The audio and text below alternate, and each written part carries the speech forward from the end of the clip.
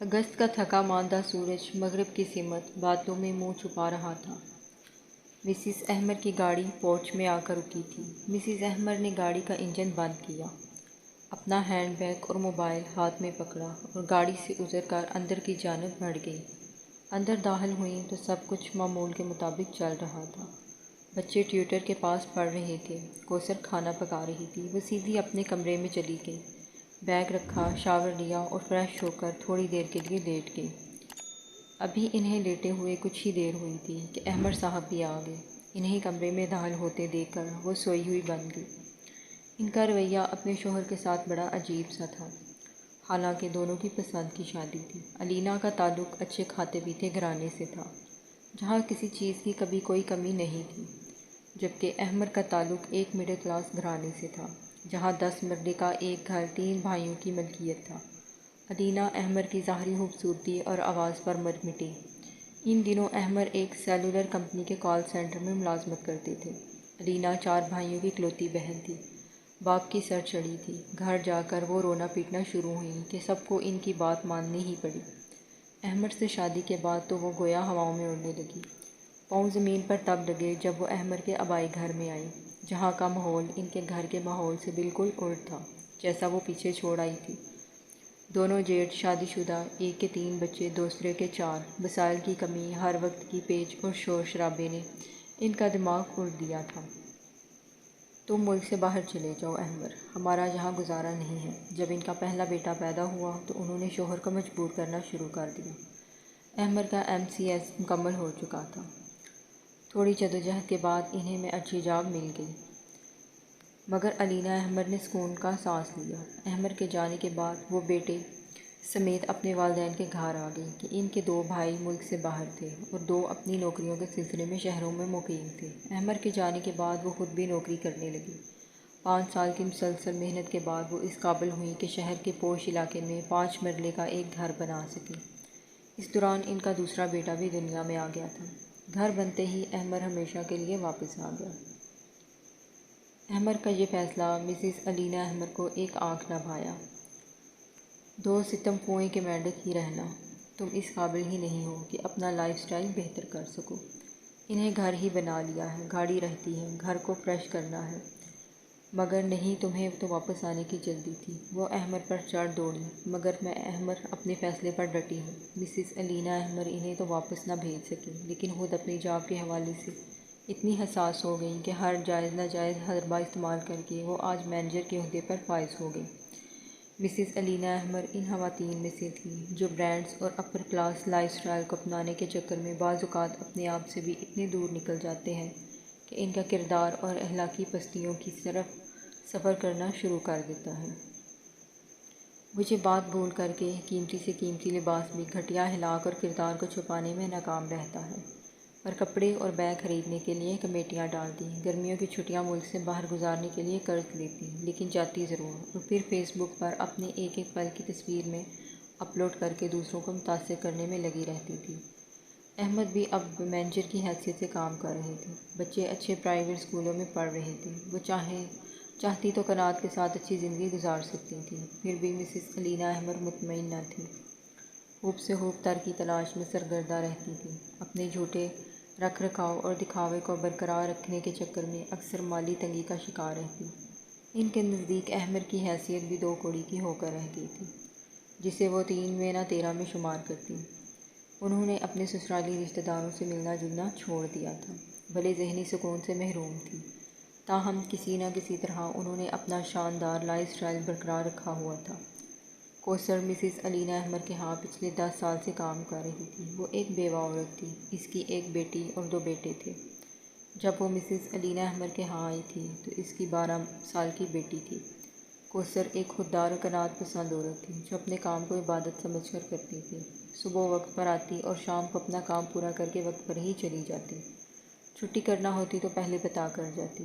Mrs علینا احمر کو بھی اس سے کوئی شکایت نہیں ہوتی تھی، اور سب سے بڑھ کر وہ بلا ضرورت چھٹی بھی نہیں کرتی تھی اور نہ ہی اسے مانگنے کی عادت تھی۔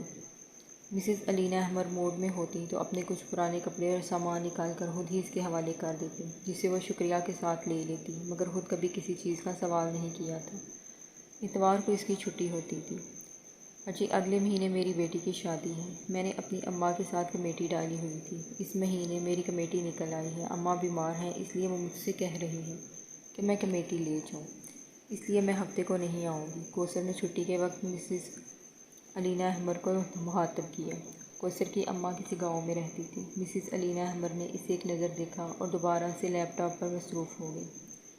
وہ اس سال دبئی کا فیملی ٹرپ پلان کر رہی تھی۔ ان کی 3 لاکھ کی کمیٹی نکلی تھی۔ پوری فیملی کے ساتھ جانے میں کل خرچ تقریباً 5 لاکھ روپے آ رہا تھا۔ 2 لاکھ روپے بینک سے ادھار کرنے کا پکا ارادہ کر چکی تھی۔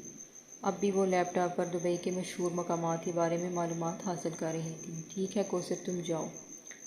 جب مسز علینا احمر کے اچھا کے بعد خاموشی چھا گئی تو اجازت کی منتظر کوثر کو کھڑے دیکھ کر احمر نے کہا، آپ سے کتنی دفعہ کہا ہے نوکروں کے ساتھ معاملے میں مت بولا کرو، تم بھی تو حد کرتی ہو۔ وہ تمہارے جواب کی منتظر تھی اور تم لیپ ٹاپ میں گم۔ احمر نے بھی جواب دیا، تو آپ کو کیا ہمدردی ہو رہی ہے؟ تم سے تو بات کرنا ہی فضول ہے۔ احمر اٹھ کر چلے گئے۔ میم ہم جا رہے ہیں نا؟ ناشتے کی میز پر ان کے بڑے بیٹے نے ماں سے سوال کیا۔ جی میری جان، ضرور جائیں گے۔ آپ جاؤ، اب جا کر ٹی وی دیکھو۔ گرمیوں کی چھٹیاں تھیں سو بچے بھی آرام سے اٹھتے تھے۔ آج تو اتوار تھا، اس لیے سب ہی تاخیر سے اٹھے تھے۔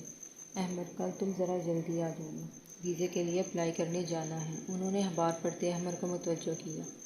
انہوں نے اخبار تہہ کر کے ایک طرف رکھ دیا۔ کچھ دیر مسز علینا احمد کو اسے دیکھتے رہے جو جوس لے رہی تھی۔ میرا خیال ہے کہ اس سال ہم ٹرپ کینسل کر دیتے ہیں۔ کیوں؟ وہ تڑپ اٹھی۔ کوثر کی بیٹی کی شادی ہے، یتیم بچی ہے، ان پیسوں سے ہم اس کی مدد کر دیتے ہیں۔ کیا مطلب؟ کوثر کو 3 لاکھ روپے دے دوں؟ انہیں احمد کی دماغی حالت پر شبہ ہوا۔ نہیں، کمیٹی میں سے 1 لاکھ روپے دے دیں۔ کوثر پچھلے 10 سال سے ہمارے ہاں ملازم ہے، ضرورت مند اور خوددار بھی ہے، کسی کے آگے ہاتھ نہیں پھیلاتی۔ اس کی مدد کرنا ہمارا فرض ہے۔ ملازموں کے بھی حقوق ہوتے ہیں۔ اس کی بچی یتیم ہے، ویسے بھی ثواب کا کام ہے۔ احمد نے کہا، تم تو رہنے ہی دو، پورے سال کی تھکن اتارنے کا ایک موقع ملتا ہے، وہ بھی تم اب خراب کرنے میں کوئی کسر نہیں چھوڑ رہے۔ انہوں نے دو ٹوک انداز میں کہا۔ مسز علینا احمد کی پوری فیملی 15 روز کے لیے دبئی چلی گئی۔ وہاں خوب ہلا گلا، سیر و تفریح اور شاپنگ کی۔ مسز علینا احمد نے ایک ایک لمحے کی تصویریں فیس بک پر اپلوڈ کی۔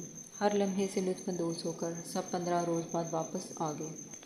ارے ہاں، صرف 5 لاکھ میں تھا، بس ایسا ہی ہے۔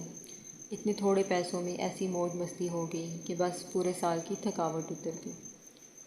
ہاں، پیر سے میں آفس آؤں گی، وہ اپنی کولی کو بتا رہی تھی۔ آج کل وہ بہت ہی فریش اور خوش دکھائی دے رہی تھی۔ شام کا وقت تھا۔ کوثر اپنا سارا کام مکمل کر چکی تھی۔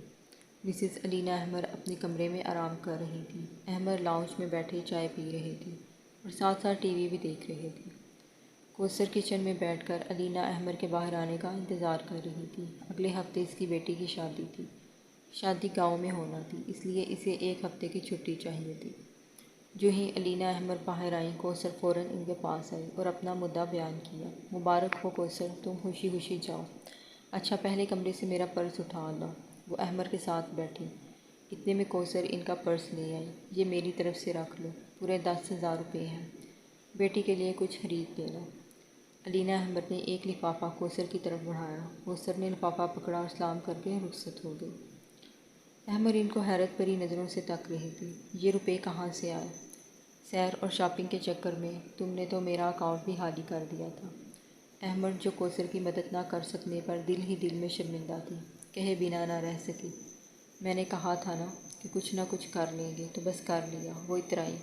پھر بھی بھئی میں نے اپنے کولیگز اور ماتحتوں تک یہ پیغام پہنچایا کہ ایک یتیم بچی کی شادی ہے، تو جتنا کسی سے ہو سکے مدد کر دے۔ یتیم بچی کی شادی کر سن کر سب نے ثواب کے لالچ میں کچھ نہ کچھ دے دیا اور یوں میرے پاس 10,000 روپے جمع ہو گئے، جو میں نے کوثر کو دے دیے۔ دیکھ لو اتنی بڑی رقم اکٹھی دیکھ کر کوثر کیسے خوشی خوشی گئی ہے۔ مسز علینا احمد نے اتنی بڑی رقم پر زور دیا۔ وہ اپنے کارنامے پر پھولے نہیں سما رہی تھیں۔ 10,000 اور اتنی بڑی رقم، واہ کیا معیار ہے۔ ہم مادی چیزوں کے پیچھے بھاگنے والے انسانوں کے اپنے نفس کو خوش کرنے کے لیے جب ہم خود پر خرچ کرنے لگیں تو لاکھوں روپے بھی معمولی رقم دکھائی دیتی ہے، اور اللہ کی راہ میں دینا ہو تو وہ 10,000 جن میں ہماری اپنی جیب سے 1 روپیہ بھی شامل نہیں ہو، بہت بڑی رقم لگتی ہے۔ احمد ان کی اس حرکت پر دکھ سے سوچ کر رہ گئے تھے۔